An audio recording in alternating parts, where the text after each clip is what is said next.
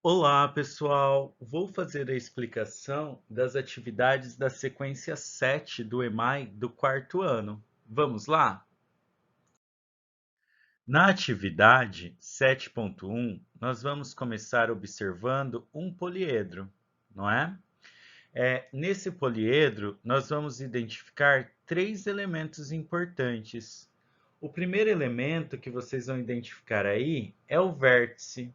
Estão vendo aqui onde eu estou contornando o vértice? Aqui eu tenho um vértice, outro vértice e assim vai. O poliedro também tem um outro elemento importante, que são as faces. Aqui, ó, é uma das faces do poliedro. Aqui é outra face. Aqui, outra face. E o poliedro também tem ali como elemento as arestas. Aqui, ó, eu tenho uma aresta. Aqui onde eu estou contornando também, ó, outra aresta, certo? Na primeira atividade, vocês vão utilizar as caixas poliédricas montadas lá na sequência 2. Lembram que vocês recortaram e montaram? Agora, vocês vão pegar essas caixas e vão compará-las com as representações do quadro abaixo. Nessa comparação, vocês vão registrar o número de vértices de cada uma dessas caixas, de cada um desses poliedros, e vão escrever aqui na frente. Ó, por exemplo, o primeiro poliedro que nós temos aí é o cubo. Então, vocês vão contar, ó, quantos vértices ele tem. 1, 2, 3, 4, 5, 6, 7, 8.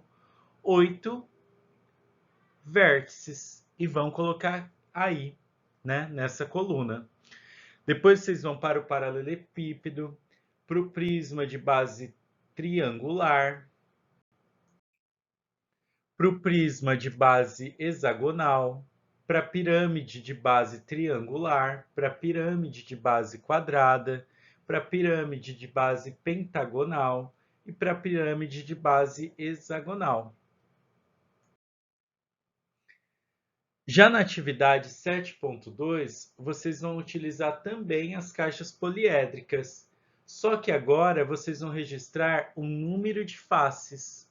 Vão começar pelo cubo e vão contar quantas faces, ó, tem o cubo e registrar aqui na frente. O mesmo com paralelepípedo, né, com prisma de base triangular, hexagonal e assim por diante. Tudo bem? Já na atividade 7.3, vocês vão continuar utilizando as caixas poliédricas, só que dessa vez vocês vão registrar o número de arestas. Lembram que são as arestas? Olha aqui eu passando o contorno. Vocês vão registrar e colocar aí o número de arestas, tudo bem? Nessa parte também, até chegar na pirâmide de base hexagonal.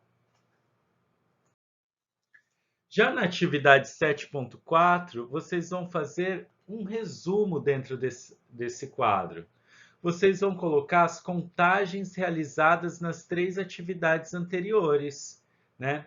Vão colocar aqui o número de vértices que tem no cubo, o número de faces que tem no cubo e o número de arestas.